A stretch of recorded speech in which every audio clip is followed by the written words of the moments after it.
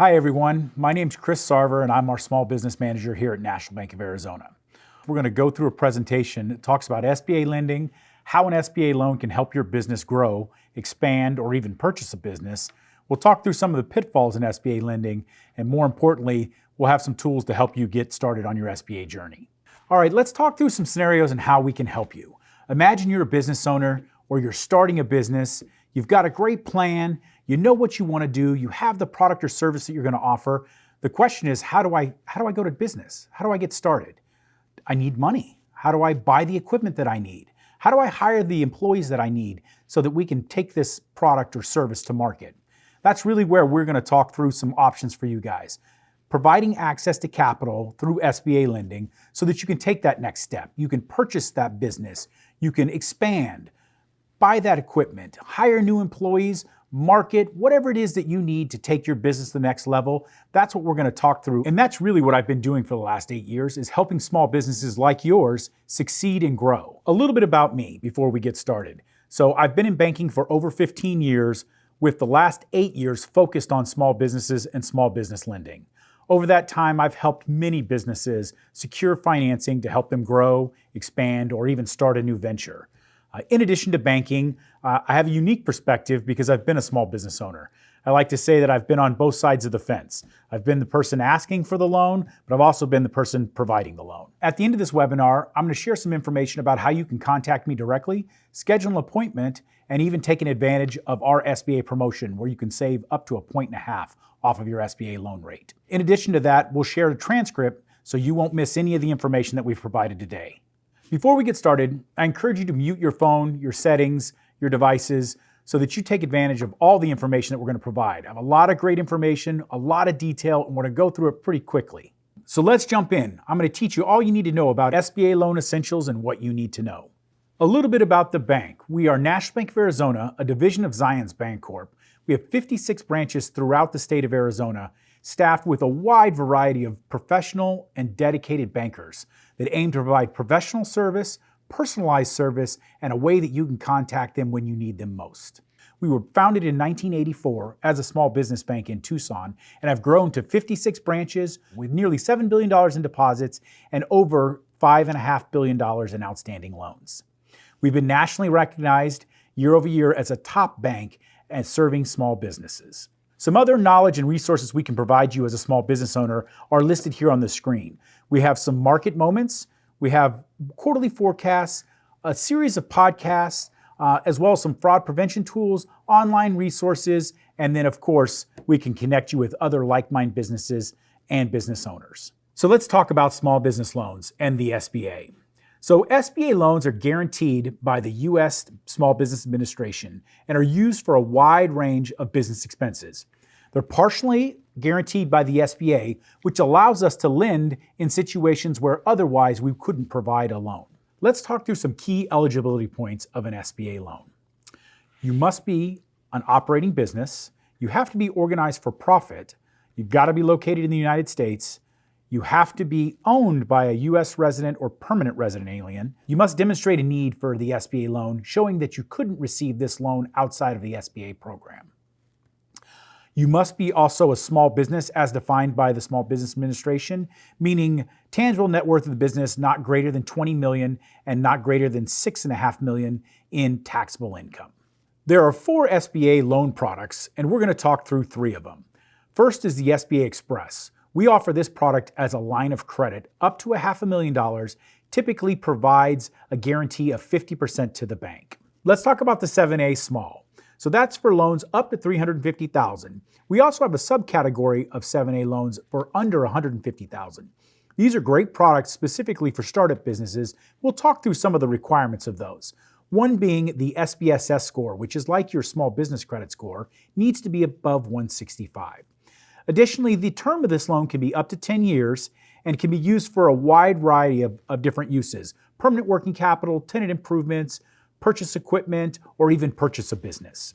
The final loan we'll talk through is the 7A Standard. So these are loans typically greater than $350,000 all the way up to $5 million. The use for these loans is very similar to the small in that we can use it for permanent working capital, equipment, or even to purchase real estate. The term on these loans is up to 10 years unless we're purchasing real estate. In that case, we can go all the way up to 25 years. And for these larger 7A loans, the guarantee is up to 75%. Again, the importance of that guarantee is that it allows the bank to make that loan where otherwise a conventional loan wouldn't work. And again, that's why we're talking about SBA loans. Your business is in a position where you need access to capital, but maybe don't qualify for that conventional loan because you're a new business, or you're expanding, or you're a startup. All of these things, again, that make the SBA program a great fit for a business like yours. Let's talk about benefits to borrowers in using an SBA loan. As we talked earlier, you can finance these loans for longer terms. Typically, conventional loans are up to 4 years if they're not real estate secured. With an SBA loan, we can go all the way to 10 years. It improves cash flow. We can provide working capital, or even lengthening the term in which you need to repay this loan should improve the cash flow of the business. Fixed maturity, so we can fix the maturity of these loans for up to 10 years as we spoke. No balloon payments or prepayment penalties. This is really important. Oftentimes loans have a prepayment penalty, and if your loan is not to purchase real estate, there will be no prepayment penalty. And the final one is less equity required. Typically, if, for instance, in real estate transactions, the bank would require at least 20% down or up to 35% down if we're talking about a special use property. With an SBA loan, you can have as little as 10% into the project. Now that we've talked through some of the loan programs, let's talk about how the funds from the loan can be used. Long and short-term working capital. So the difference being here in how long you plan to use those funds before repaying it. If the funds will be repaid within the year, that's a short-term working capital use. If you plan to finance that working capital over a much longer period of time, then it becomes permanent working capital. Expansion or leasehold improvements. This is a really popular one. If you have your business, you're moving into a new space, you need that space to meet the needs of your business, but you don't own the building, how do you finance the improvements to that building? SBA loans.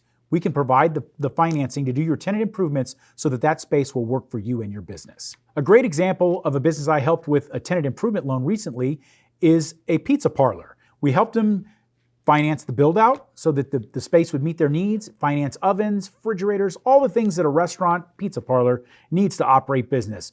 Really helpful because we couldn't have done the loan any other way. And that's a great advantage when you have an SBA loan in your pocket. SBA loans can also be used to purchase inventory. They'll also be used for startup costs. Purchase FF&E. Now, we're in banking, so we have a lot of acronyms. So you're probably asking me, what is FF&E? That just stands for furnitures, fixtures, and equipment. So the difference between that and tenant improvements is furnitures, fixtures, and equipment can easily be removed from the location, whereas a tenant improvement like drywall cannot. Again, still, we can use an SBA loan to do both. And I know that sounds complicated, but that's why you need a really good banker to walk you through the details and how to categorize your SBA loan so that it works the best for you. Another use would be permanent working capital, which we talked about working capital in the beginning, but the only difference here is that you plan to repay those funds over a much greater period of time. Refinance business debt. This is a popular option. Oftentimes, business owners get into debt, use different debt instruments to purchase businesses or incur debt in growing their business, and they want to refinance it into a better, longer-term, lower interest rate loan. SBA can help with that. And the final use for an SBA loan can be to purchase a business acquisition. This is a really popular one. We get prospective business owners reaching out to us all the time that need help purchasing the business. How do you do that? Well, in most cases, an SBA loan would be a great fit to help do that. All right, we've talked about the loans. We've talked about what you can use the loan funds for. Now, how do you actually get the loan? Let's talk through the process. And quite frankly, this is probably the part where most business owners start losing interest. It's the application process. Well, with National Bank of Arizona, we have a couple advantages that I think will really help you through this process. The first and foremost, knowledgeable bankers. We want you to connect to one of our knowledgeable bankers so that we can help you through this process. Additionally, if your business is looking for the small loan that we talked about, under $150,000, we have a very streamlined process that does not require all the financials of some of the larger loans. Let's talk through a few of those items that we're going to need no matter what type of SBA loan you use. The SBA 1919 form. So this is an SBA specific form, and it really describes the business and the ownership of the business. We'll also ask for a revenue affiliate disclosure statement. This is really asking about what affiliated businesses or parties are a part of this transaction.